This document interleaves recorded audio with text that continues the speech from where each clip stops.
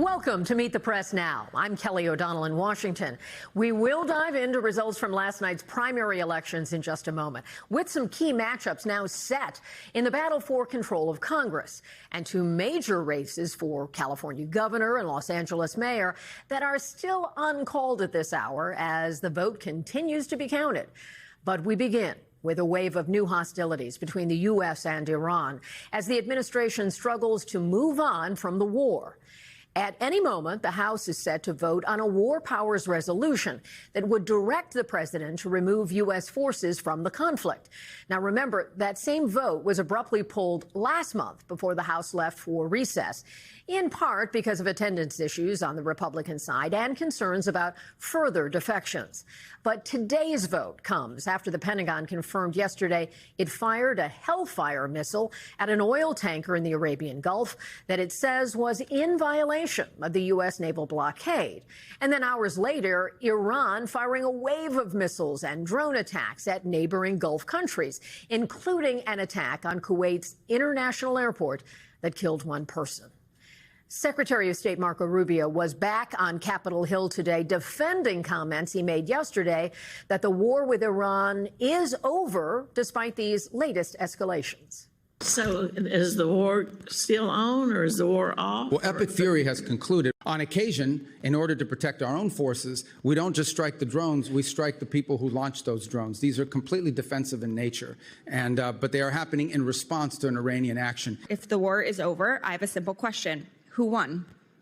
First of all, epic fury is over, which is what you would consider the war. The American people are not stupid, Mr. Secretary. We all know that this war is not over. Just last night, the U.S. and Iran exchanged fire again, this time over Karg Island. We still have not reached a deal, despite the president's promise that a deal is right around the corner. Today, in an interview with the New York Post, President Trump offered little clarity on his negotiating strategy or how long the naval blockade with Iran will remain in place. We're having a very great success in Iran militarily. So you think the blockade will still be in place by Labor Day? I don't know. I mean, I think it could be, but I think it's unlikely. I think that we'll have it. I think this will resolve itself fairly quickly. And are your tactics where you say something and then change it and then do a peace deal and then break the ceasefire or whatever, is that all about trying to keep the Iranians off balance? Are you sort of messaging to them? No. Because people at home sometimes I hear that confused. They feel anxious and confused. That's good. It's good. If they're confused and the Iranians are confused. Right. But no, it's just the way I am.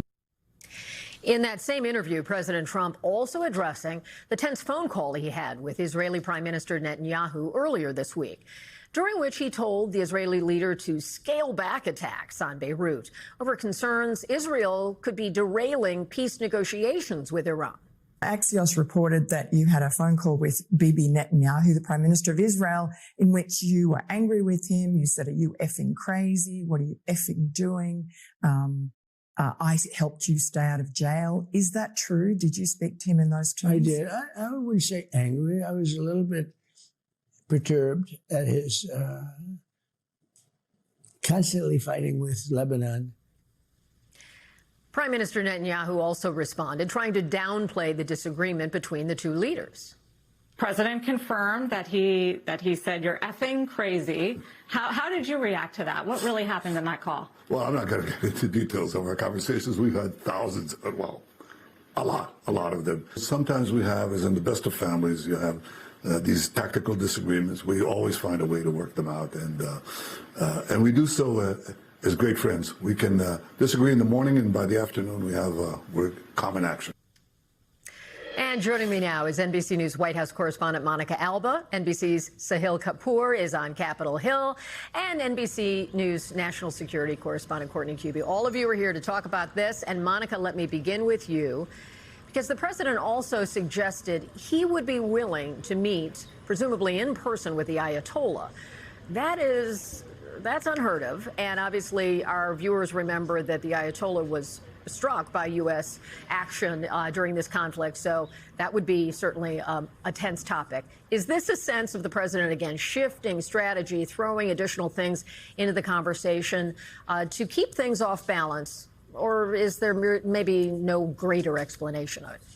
Yeah, it's something we have seen time and time again from the president, Kelly, where the president kind of muses about an idea, even though it may not really be based in the reality of it. And also it raises all sorts of questions about how that would work or whether anyone from the Iranian leadership side of things would agree to any such meeting, where that would take place, any of those kinds of concerns. In addition to, we don't really have the entire picture of how he is doing, the supreme leader, given some of his injuries. And the president sort of spoke to that, saying that he was, quote, missing a lot of different parts, if you believe the story. So kind of making a nod to the potential challenges on that as well. And we should note, Kelly, that the president hadn't held an open event with the press pool of reporters in the last week or so. He's certainly been doing those interviews that you played, and he's been to the golf course.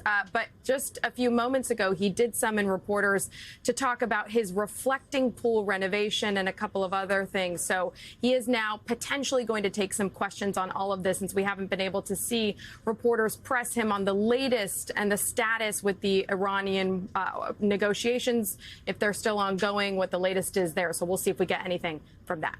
That could definitely be interesting, and I know you'll let us know, wave us down if that's happening.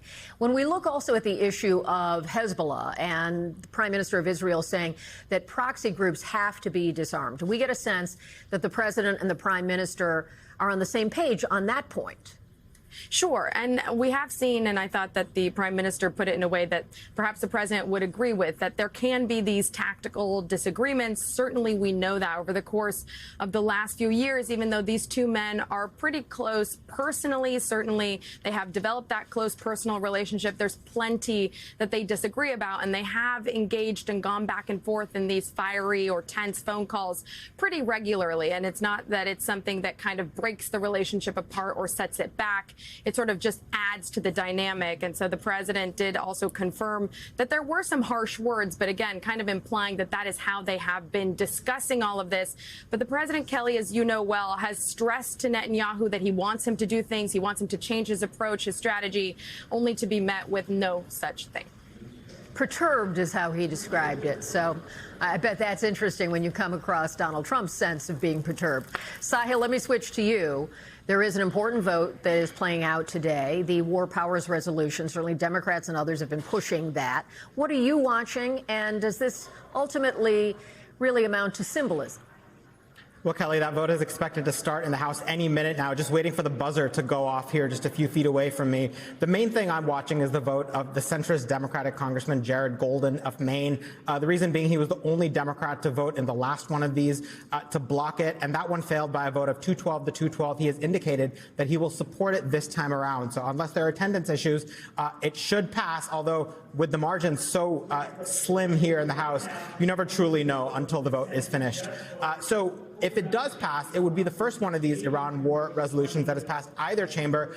I wouldn't exactly call it symbolic, Kelly, because in the Senate, it's on a knife edge right now. It just needs one more Republican to be able to pass the Senate, and there's a real chance then it could get to the president's desk. He could veto it, but that's a very politically uncomfortable place for him to be, because it gives him, and by extension his party, full ownership of this unpopular war right now.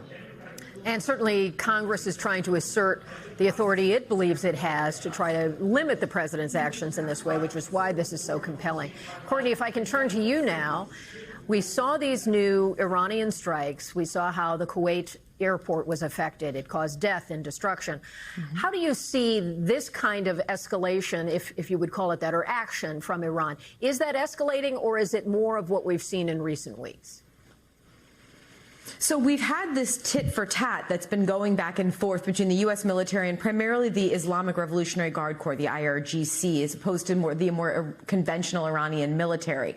What really stands out, though, in the last 24 hours, number one, exactly what we just mentioned, Iran had a successful strike on the civilian airport in Kuwait, causing widespread damage, and as you mentioned, at least one death and injuries. It's not just that, though. As these back and forths have escalated to both the U.S. military and the IRGC taking these strikes on one another, this is the first time that we've seen Iran or IRGC respond in two separate locations locations at once. And that was in the last 24 hours, both firing missiles, drones, projectiles, whatever they were in the various locations at Bahrain and at Kuwait. Now, the U.S. military has also taken a number of actions, several waves of attacks in the same 24 to 48 hours, Kelly.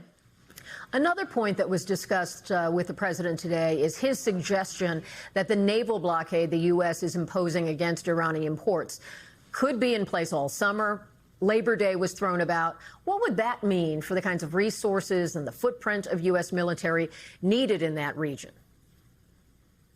I mean, they can maintain it, but it always has an impact. So think about something like the carrier strike groups. You know, they have normal rotations around the world that they're supposed to make, and those are set, in most cases, several years in advance. If you have two carrier strike groups that are sitting there enforcing the blockade and basically being ready in case President Trump decides that he wants to restart major combat operations against Iran, that ultimately starts to have an impact down the fleet, so having an impact on other carrier rotations. They only have so many of them. And then you can extrapolate that or move that out to other assets like aircraft, like the sorts of systems and the people who have all been moved forward. Kelly, ever since the major combat operations ended, now almost 2 months ago, the U.S. military has maintained a large footprint in the region for the very reason I just mentioned. Donald Trump could decide to restart major combat operations anytime he wants to. And that's what makes it so we wait every word he says to try and get an indication of that. One of the things he's coming under criticism for right now, Monica, is the choice of Bill Pulte as the acting director of the Office of National Intelligence. And we saw the president talk about this, and here's what let me just remind people, Pulte is an associate of the president, an ally who has been working in the housing realm, and now with really no experience in the national security space is being put up for an acting role. Here's that description of that question when it was posed to Secretary Bessent on the Hill. Did you actually tell Pulte you were going to punch him in the face? No, sir. I actually said I was going to kick his ass. Good. Okay. Good. I share the emotion. Thank you. And as I said, that was last summer, summer 25, and many teams have fights in the locker room and then go out and win for the team on the field. Monica, instead of tossing to you for a response to that, I understand the president is taking some questions. You've been monitoring that. Let's listen in and see what he's talking about at this point. When it was explained to me, I said, all right, so we'll do that. But we've been hitting them pretty hard, a little bit. So there is a reason for certain things, and there's usually a reason that, as we do with the greatest military in the world. But some people would say they were slightly provoked because we took a strong action for a different reason. So they were reciprocating. Mr. President, can you explain the negotiation itself has gone very well, actually. Very well. Mr. President, yesterday. I mean, if it happens, it might not happen, who knows? But if it happens, it could happen like over the weekend. How do you define ceasefire, sir? How do you define ceasefire? Pretty much the way it is. It's a different part of the world. You know, I'd say in that part of the world, ceasefire is when you're shooting in a more moderate manner. Mr. President, yesterday you signed, Mr. President. Yesterday you signed. The ceasefire there is much different than the ceasefire in other parts of the world. Mr. President, can you explain why you decided to drop the anti-weaponization fund? So I love it. I think it's so important. People were, this is a victim right here, but not only a victim, he was also a student of it. What happened to great people, great American people, the way they were victimized, the way they were savaged. You have suicides. They killed themselves. They went bankrupt. They were weaponized by the Biden administration, by a bunch of thugs, including Obama people, and like nobody's probably ever been. I mean, I can think of maybe 2 instances in this country where they've had it to somewhere that extent. I'm not even sure if it was so much. They were put in jail for long periods of time. They were accused of things that never happened. They had prosecutors that were radical lunatics, and their lives were destroyed. And frankly, we had a lawsuit that against us on the, weaponization, where the judge, a radical left judge, ruled against it.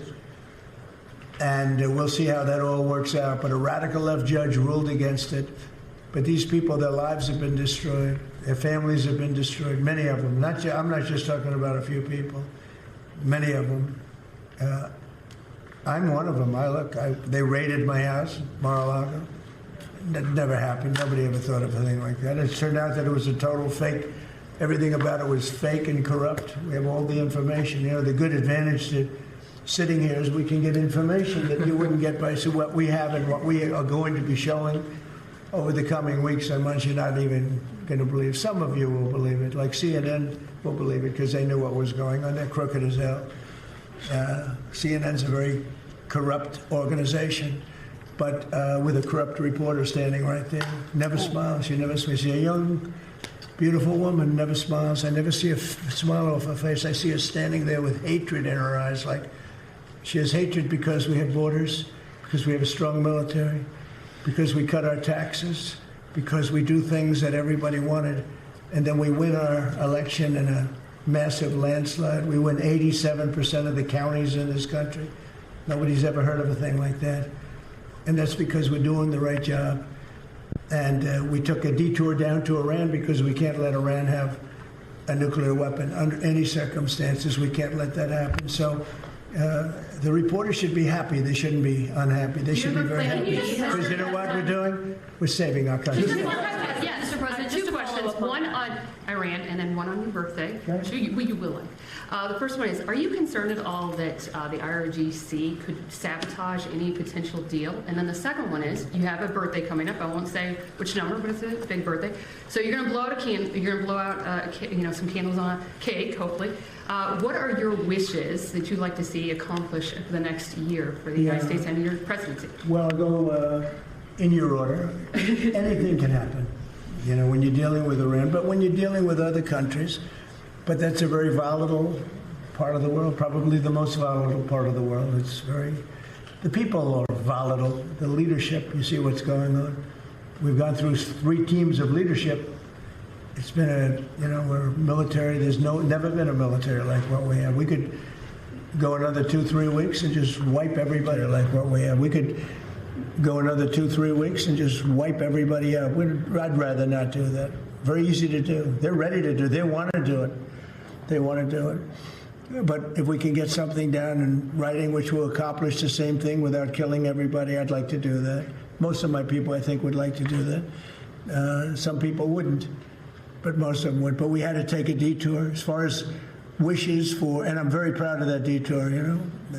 By the way, just to finish off on that, we had the strongest stock market in history, and I said we have no choice, we have to do it. I knew it would affect it, but I was very happily surprised when I saw that today we hit another stock market high. I mean, we have the highest stock market in history with a military conflict going on, or a war. Some people call it war, some people call it a military. It's not a big thing for us. We have a great military. It's not a big thing for us. But if I didn't do that, I spoke to people like Peter, great financial people, Scott and Howard and lots of others. I said, you know, we just hit the greatest stock market in history. Everyone's 401ks are the highest they've ever been.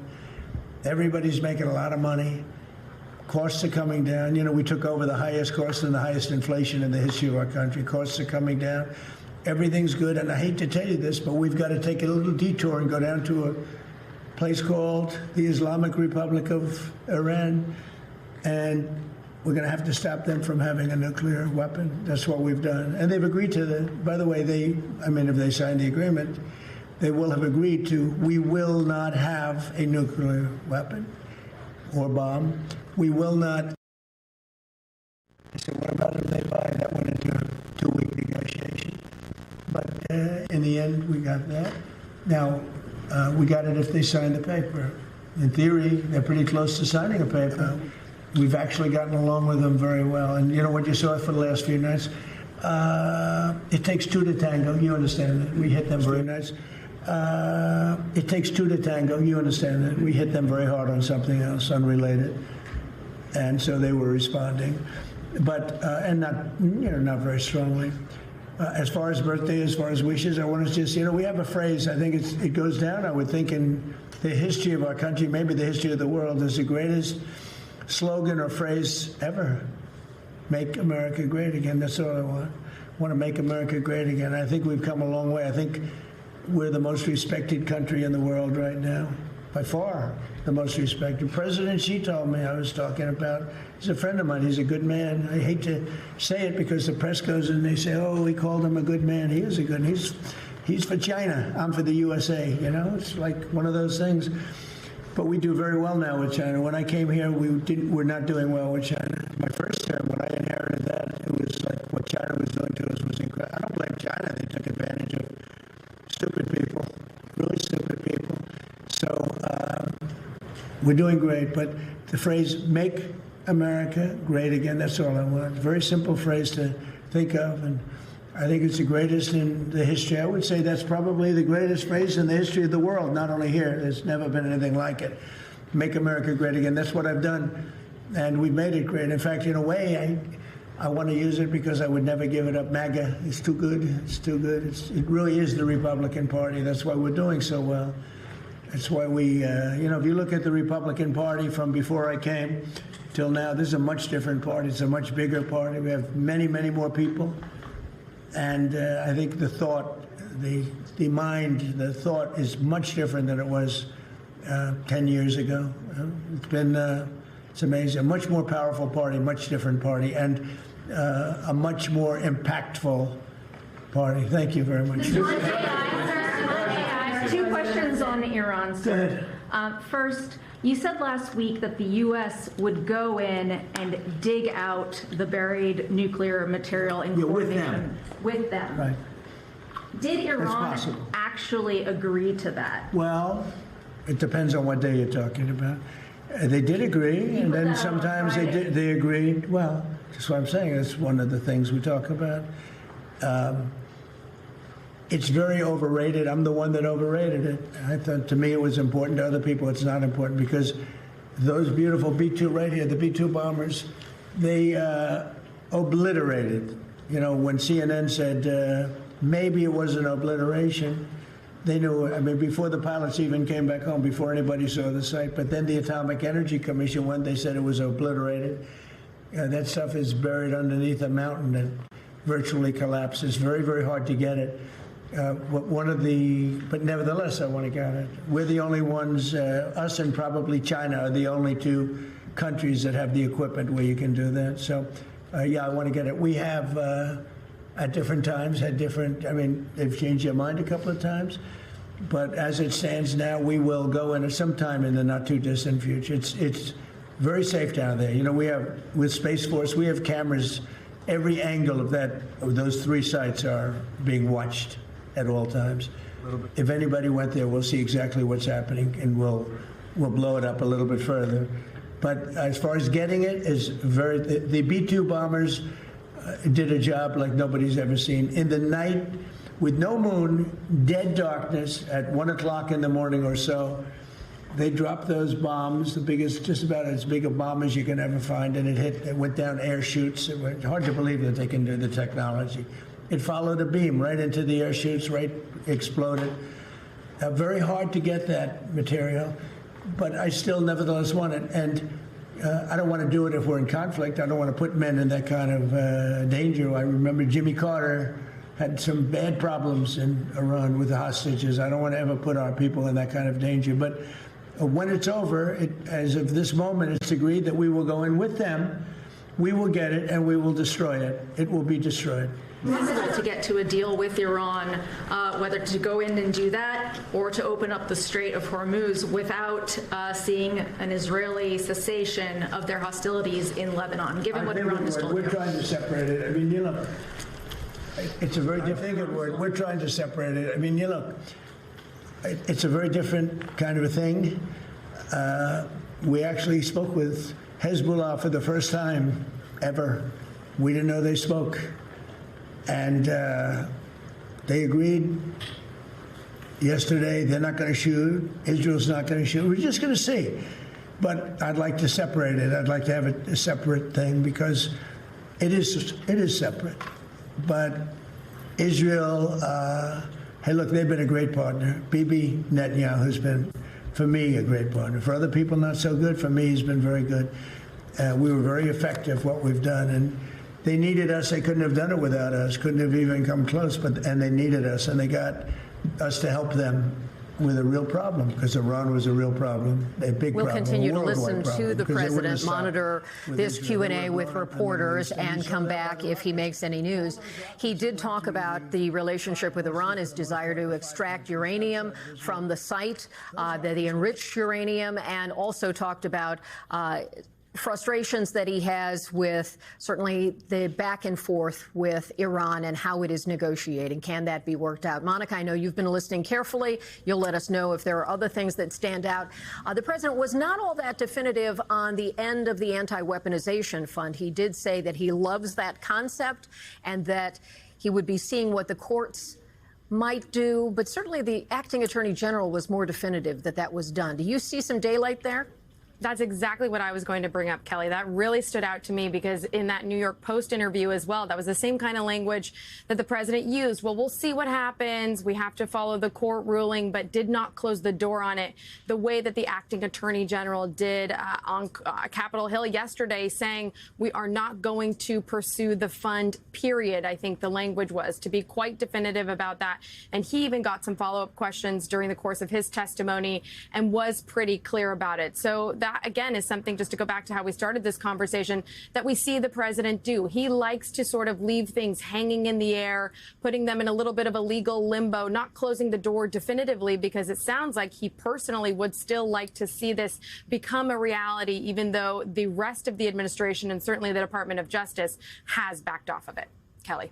Monica, thank you so much. We really appreciate it. We're going to now turn to election results. We're going to speed things up a bit because obviously we took some time to listen to the president. So let me just check in now. And we've been talking about last night's big primary. Results are still being tabulated in some key races in certainly California, but there are also some definitive answers, and we'll get to the outstanding contest in a moment. But let's talk about the notable races that have been called. Now, in Iowa, businessman Zach Lund defeated the Trump-backed candidate, Congressman Randy Feenstra, in the Republican primary for governor.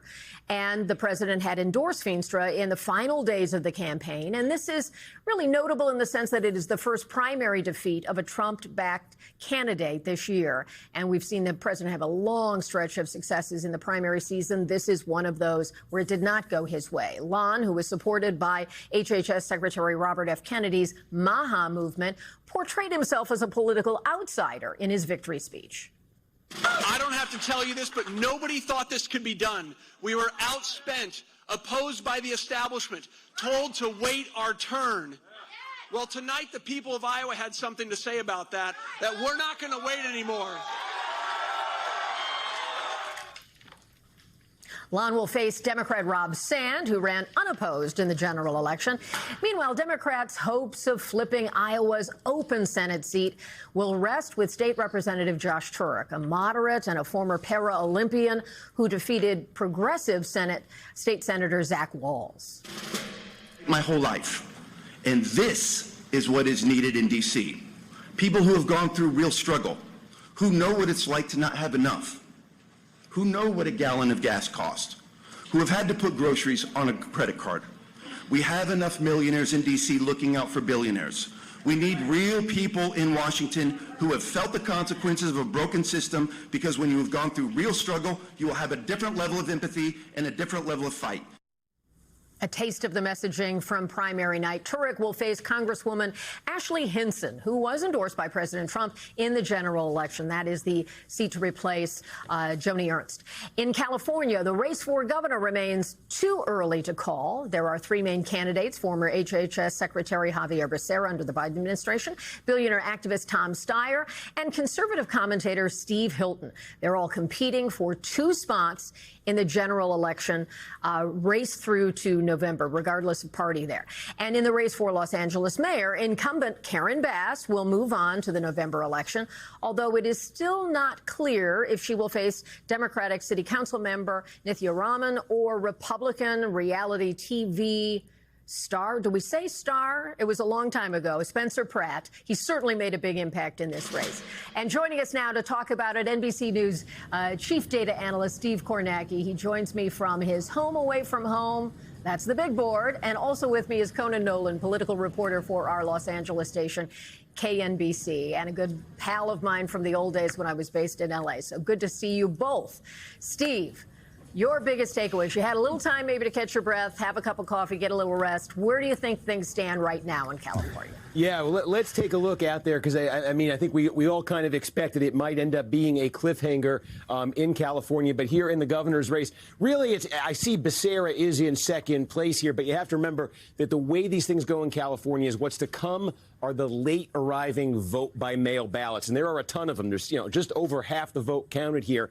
And we know that those votes skew a lot more Democratic than what's been counted so far. So the key here is that, that between the two Democratic candidates, Becerra and Steyer, Becerra has been pretty significantly outpacing Steyer. Then you add into that, again, the expectation that the remaining vote is going to be much more Democratic than what we've seen. And Becerra is sitting in a pretty good shape. If you're him, you're very happy with where you are right now. And certainly the possibility that he would leapfrog Steve Hilton here into first place as those votes are tabulated. The suspense then would become if Becerra does indeed leapfrog Hilton, is that gap between Steyer and Hilton, is that remaining vote by mail so strongly and overwhelmingly Democratic that it doesn't just lift Becerra, because Becerra is not far behind Hilton. Could it actually lift Steyer over Hilton, too? And you have a situation where Becerra and Steyer, the two Democrats, finish 1-2, lock out the Republican from the general election. That's really the remaining suspense here. I will say, when you look at these numbers, again, Steyer running there 400,000 votes by now. That's an awfully steep hill for Steyer to climb if he's going to leapfrog Hilton here. But again, you have that reality in California that late arriving vote by mail comes in very slowly and does tend to be overwhelmingly Democratic. So if it was extremely Democratic, that still could come into play. And if I can tap into your thoughts on Iowa, when you think of what is the message going forward, is it that the president had a bit of a loss, a narrow loss in the primary, or is it that this is an open seat and it could be one of the most watched for Democrats' chances to perhaps try and get in there? Or is it really about defending this terrain for Republicans? What's your sense of what Iowa means? Well, the governor's race, that Republican primary is really interesting because it is a loss for Trump in that he endorsed Feenstra. But I think there might be a little bit of nuance here because we talk about the power of the Trump endorsement. And one question this raises is that Trump endorsement more impactful in a Republican primary when he's endorsing against somebody, right? When he's saying, like in Kentucky, Republicans, I want Massey out. Massey's a problem. Tom Massey, the congressman who was defeated in the primary there. Here, Trump came in and endorsed Feenstra, but his opponent who defeated Feenstra aligned himself very strongly with Trump, with the MAGA grassroots, with that sort of populist brand of conservatism here. So, Trump wasn't coming in here telling voters, you've got to stay away from him. You've got to go with Feenstra. So did the endorsement was the endorsement not as impactful because of that? And then there's this, Kelly, I just would quickly point out, look at this margin. It was 1,600 votes. Trump made the endorsement of Feenstra last Friday. There had already been tens of thousands of early votes cast when Trump made that endorsement. A margin that thin. Did Trump just make the endorsement too late? So interesting. So interesting. You are the guardian of the numbers, and you always teach us something. Thank you, Steve. Let me turn now to Conan. You have been as plugged in as anyone I know on politics in your home state, and you've even moderated some of the debates. You really are on the front lines of all of this. So when you look at what's happening there, what is the big story coming out of this when it comes to these two key races, the governor and the L.A. mayor? Well, keep in mind that this is a very blue state. Javier Becerra's campaign was popping champagne corks last night. Not that, again, there is some drama as to who will be in the top two, but it appears that he has drawn Steve Hilton. And Kelly, remember, it was like 7 months ago we had a special election in California, Proposition 50, redrawing the congressional districts to favor Democrats. That wasn't going anywhere until Gavin Newsom said, hey, if you want to send a message to Donald Trump, then vote yes.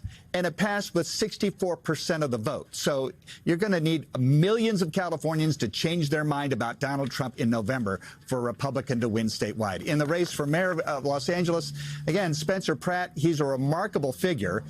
He's sort of now a national spokesperson for the Republican Party when it comes to urban affairs run by Democrats. But I think he has a ceiling because Karen Bass showed that regardless of all the problems the city is facing and the catastrophic fires in the Palisades, she still is able to bring in a coalition effort. The more leftist, I should say, social democrat, Nithya Raman, did far more poorly than we expected, frankly. A very blue city. Spencer Pratt says he's ready for the fight, but this is going to be a very difficult task for him to get past the percentage that he already has in this primary. Well, he has certainly emerged as an interesting figure in this election season. And Conan, I know you'll be watching all of it. We will check back with you in the weeks to come. But in our abbreviated Trump-influenced newscast here from his Oval Office thing, we're going to move it along a bit. And I'm going to bring in our panel. Joining me now is Daniela Diaz, politics reporter for Notice, Antoine Seawright, Democratic strategist and CEO of Blueprint Strategy, and T.W. Arihi, Republican strategist and vice president of Push Digital Group. Thanks, all of you. You also snuck into the studio very quietly because we had to move some things around. So thank you for that. Daniela, let me start with you. When you look at the Iowa governor's race, do you see limits to the president's influence, or do you see this as being, as Steve told us, it was timing, it was the narrowness of the divisions there? How would you describe it? I mean, he put it perfectly. I was listening to what he had to say. That's why he's hanging on every He's so good at what he does. Yes. I really think that it was, we didn't see an endorsement from President Donald Trump until last week. Congressman Feenstra has not only been a very low-profile House Republican who I have covered on Capitol Hill, but to see this Zach Lawn come forward, say that he agrees with Donald Trump, say that he would obviously line up with Trump, it spoke to the Iowa voters. And I do agree with what Steve said, where there is a message that Trump sends when he endorses against a candidate that goes farther than a message of all the candidates that he's endorsed in the past elections, which I have lost count. There's been dozens of candidates he's endorsed in the Republican Party. And TW, do you see the Maha influence maybe playing a bigger role here? Lon aligned himself with that. That has a lot of legs among many voters who are interested in those issues and have followed it closely. Is that an undercurrent here, or is there something else that you think stands out? Is it candidate quality, the differences between these two? Yeah. I think it was part of it. I think the Maha movement has brought so many more people into the conservative fold than were there previously. But look, Lon's a farmer, and he ran as a farmer and talking about agriculture and more healthy eating. But it goes beyond that. Yes, the endorsement came very late for Randy Feenstra. He was a low-profile member of Congress. He ran a low-profile campaign. He also didn't debate. He wasn't really seen a lot on the campaign trail. I don't know if he was resting on his... it totally matters in a state like Iowa where you got to be meeting people skin to skin. So that hurt him as well. And yes, the endorsement came too little too late. But if it never came, that margin would be a lot bigger. We also know that Joni Ernst is not running again. That opens up the seat.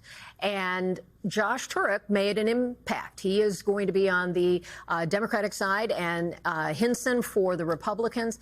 What are you looking for? What do you think he brings to this race? I think he expands the opportunities and the potential coalition for Democrats in November.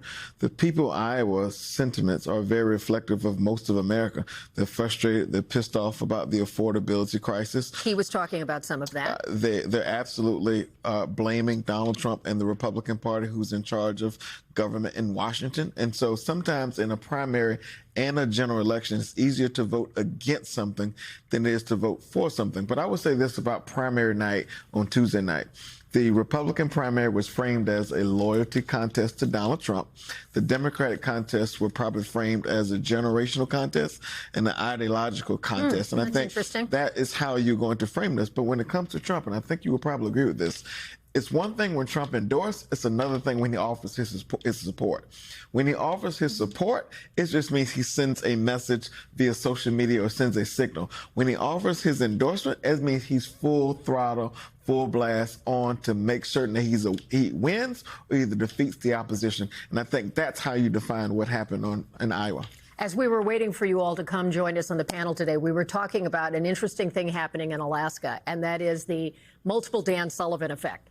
This is a challenge for voters. I want to ask you about this, Danielle. So if you aren't aware of this, there are multiple Dan Sullivans on the ballot. So there is the incumbent Senator Dan Sullivan, and then in the choice of others, there's another Dan Sullivan. So you're now asking the voter to know middle initials, which is really a high bar. You do have an incumbent. We've just been tickled by this as a really quirky thing, and sometimes Alaska has quirky elections. There are the two Dan Sullivans. As an Irish person, I can tell you that is, that's like John Smith in Irish land. So there's a lot of Dan Sullivans. What do you think this does to the race? Kelly, there's a third Dan Sullivan in Alaska, the former mayor. Oh, my goodness, yes. So, he's not on the ballot, to be clear, but it is interesting. Might confuse people, though. The Senator, Dan Sullivan, was on Capitol Hill earlier today blaming Democrats for trying to muddle the waters in the primary to confuse voters. It's a tactic, right? It's a tactic, especially because of the way the primaries work in Alaska, but it also shows that this could potentially be a high-profile Senate race. I talk to Democrats all the time who say that we should be watching what's happening in Alaska. I mean, it's a state, I should say, very removed from the country, but a state that is really suffering from affordability, where Democrats are really could have a response Energy there. Costs are Energy huge. costs are high, Yes. a huge population on Yes. Medicare Yes. and Medicaid, and a lot of what's happening on Capitol Hill is affecting Alaskans directly. And so that could be a reason why we could see Mary Patola, who is formerly a congresswoman, surge. And what do you think of that? So Mary Patola has won statewide before because, of course, it's population-based, so you can have a House member who represents the whole state. What is your sense of her place in this moment? Well, let's talk about tactics. The same strategy that Republicans are frustrated about are the same ones they tried in Texas just last week in the congressional race when they were trying to uplift a congressional candidate who said some inflammatory things that Democrats distanced themselves from. So what's good for thee has to be good for me, too. But as it relates to Mary Patola, look, I'm a big fan. I believe in freedom and fishing, as she does, too. And I think she is relatable to the voters who will participate in that state. Look, you cannot run away from the affordability crisis, particularly from energy costs and a health care perspective, and just making basic ends meet for everyday Americans or everyday Alaskans. And I think that is a good reason and a good platform, a messaging platform for Mary to run on. And I'm sure T will agree with me. Well, do you get a sense that there is a risk here for the incumbent senator looking a little unnerved by this tactical move to have another Dan Sullivan? Does that sort of weaken his stature in this moment? Perhaps. I mean, it definitely is trickery, right? If it walks like a duck, quacks like a duck, it is the duck. There's almost no doubt that there's some trickeration going on. And if he wants to sue to figure it all out, more power to him. But let's not forget, this is the same state that Lisa Murkowski won in a writing contest. Mm-hmm. The areas where the votes are counted the most, in suburban Anchorage, there's only a few population centers. It is possible to educate the population on how to vote and what to look for. And they had to spell her name correctly. And they had to spell, which is a lot tougher than Sullivan. A lot tougher than Sullivan. But so here's the thing. He has a really strong chance. He is not seen as a crazy person. He's quite popular in the state. He knows a lot of people in the state. And secondly, let's be clear about Mary Patola. She won in a three-way, first time ever ranked choice vote in 2022 with 2 Republicans. The next time she ran, Sarah Palin stayed in the race to be the second Republican and basically said, Patola is my second choice. We can't get through Alaska without raising Sarah Palin. Right, exactly right. I know. So there's a lot more to that. He'll be fine. I would caution you with, the environment's totally different when she ran before and when she is now. Republicans are to blame for the crisis that everyday Americans are facing. I'll let them keep talking about that in the commercial break. Daniela, Antoine, and TW, thank you so much. Still to come, common ground in the courtroom. A pair of federal judges sit down with NBC News to speak about America's political violence problem and rising threats against the judiciary.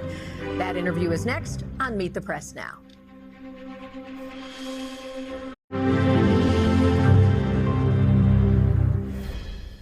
Welcome back. We're turning now to the latest installment of our Common Ground series, where we speak to leaders working across the aisle to solve some of the nation's most pressing issues. Our colleague Gary Grumbach sat down with two federal judges, Judge Esther Salas, appointed by President Obama, and retired Judge John Jones III, appointed by President George W. Bush, to talk about threats of violence facing the judiciary. Now, Judge Salas experienced that violence firsthand when her 20-year-old son Daniel was shot and killed, and her husband was critically injured by a self-proclaimed men's rights lawyer who was targeting her and her home in July 2020. Now, in the first half of this year, there have been 324 investigated threats against federal judges, according to the U.S. Marshals Service, the agency that is tasked with protecting federal judges. Last year, there were 564 recorded threats. Our legal affairs reporter, Gary Grumbach, joins me now. And Gary, tell us about this pair and the very meaningful conversation you had. Yeah, these two have very different upbringings, very different backgrounds.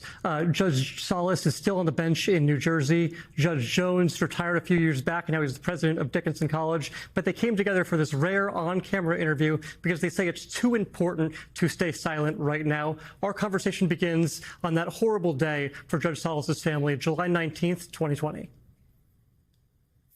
Daniel was swinging a wiffle ball bat, and he just said, "Keep talking to me, Mom. I love talking to you." And it was at that exact moment, Gary, that the doorbell rang. And my baby boy's face went from calm and serene to alarmed and concerned. And before I could get him to hold off, because Dad was upstairs, he just bolted up those stairs to meet his fate. And at that door was a disgruntled lawyer who had an intention of assassinating me. And my son, we know now from FBI debriefings, wasn't going to let that man in our house. And the FBI believed, because Daniel fell back with his arms in a cross position, the FBI pretty sure he blocked his entrance, and the guy shot him point blank, one shot in the chest.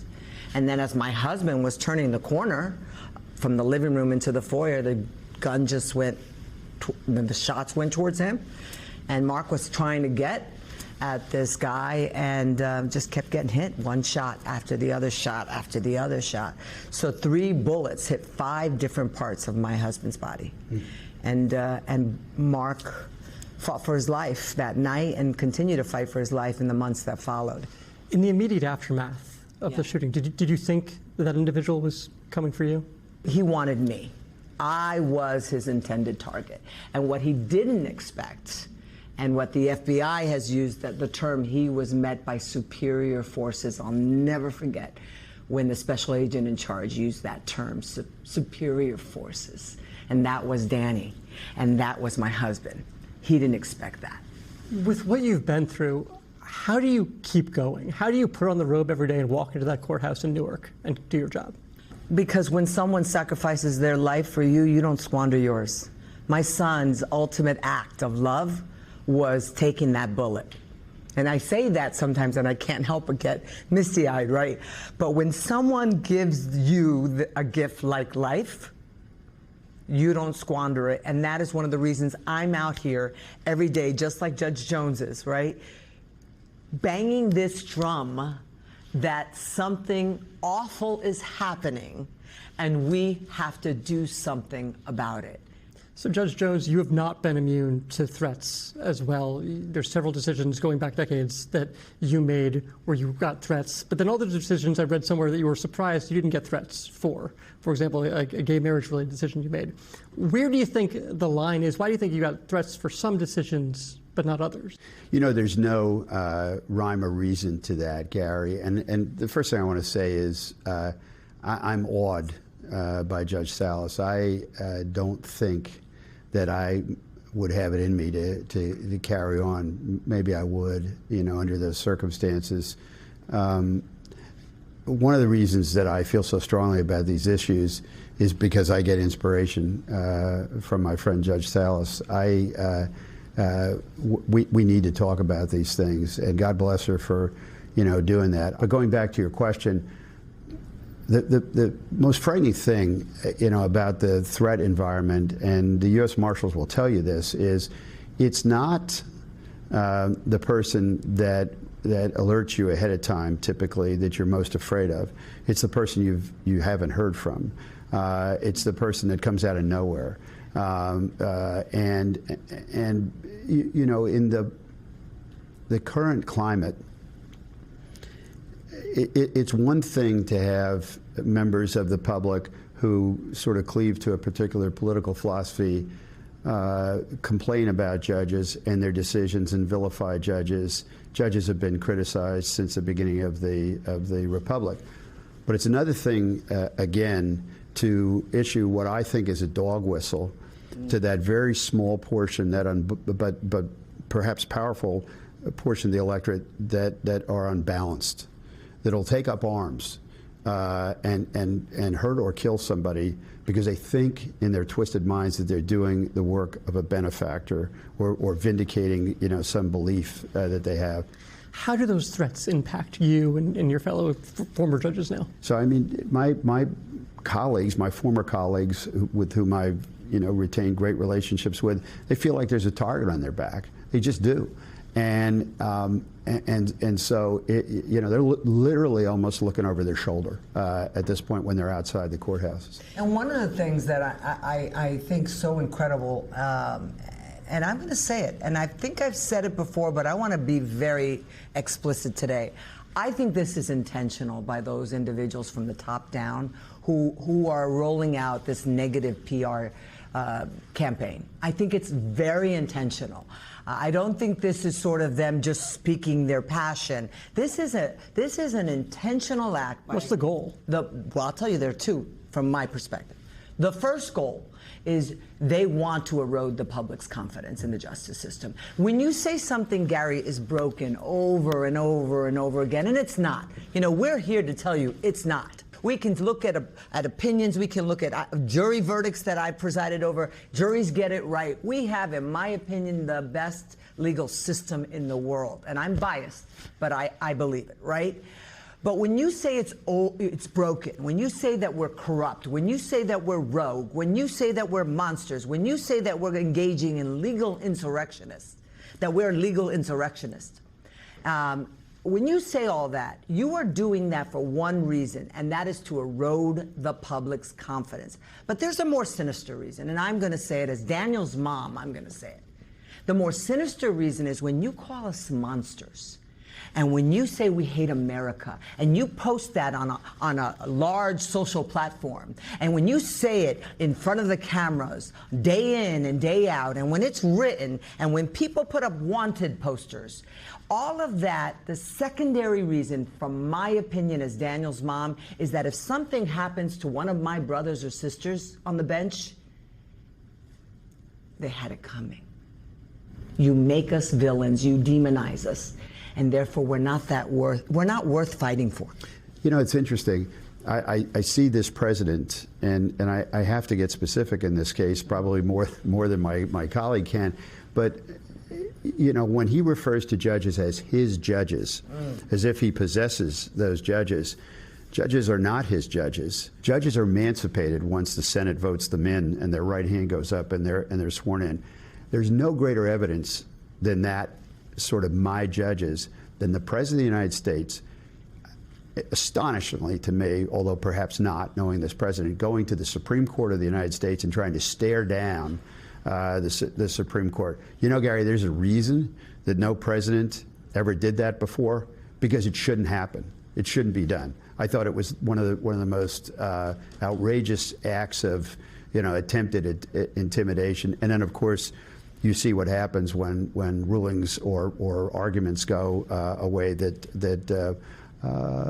he doesn't respect. He calls out his judges by name. Loyalty. So, yeah. Hitting on that point, how did we get here to a point where the U.S. Marshal Service says this year alone there's been more than 300 threats that they're tracking against judges, federal judges, and thousands of nasty tweets online and posts online. How do we get here? Because I think that our president on down have engaged in such irresponsible rhetoric that gives really the public and in particular sometimes the mentally vulnerable a green light to go ahead and come after us. And it's not just Joe Smith on the street saying this, right? It is the president of the United States, and that makes an impact, right? It's not just the president. You know, in my view, I think we have a completely dormant United States Congress. So, you know, we've talked about Article 2, Article 1, you know, Article 2, the presidency, Article 1, you know, the United States Congress. Where is the shame? Where are the voices? And by the way, you know, there are members of Congress that can be at risk too. This is flashback, you know, on them as well. And yet, you know, I don't expect this president of the United States to say anything that's going to dial down the rhetoric. But shame on the members of Congress. Shame on the Speaker of the House. And just on that note, I want to be very clear. I mean, we have seen attacks on our president. We've seen attacks on members of Congress, both on the right and left. I mean, this is an inability for us to agree to disagree. So where do we go from here? We need a national dialogue.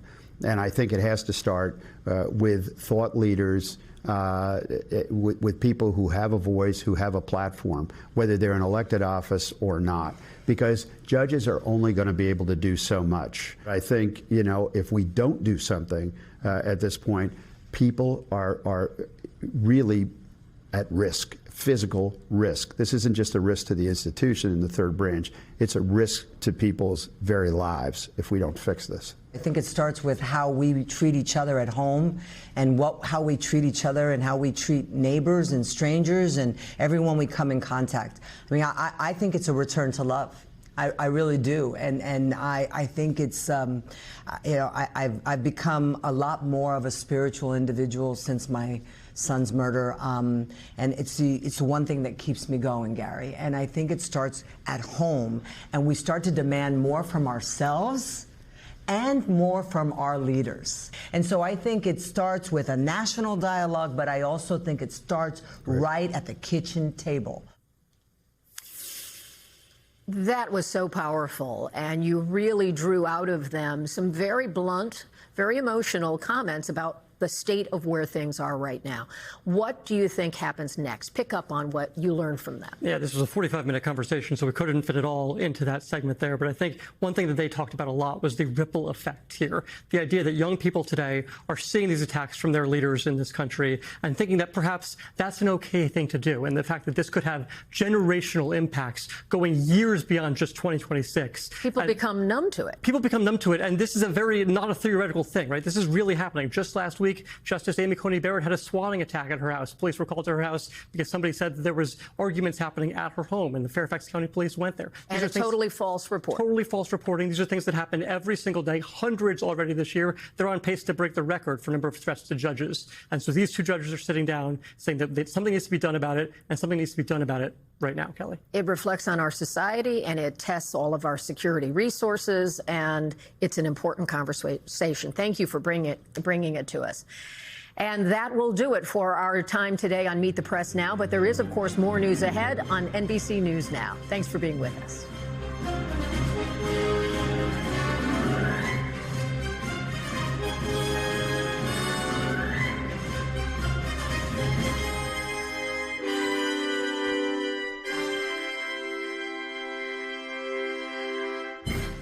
We thank you for watching, and remember, stay updated on breaking news and top stories on the NBC News app or watch live on our YouTube channel.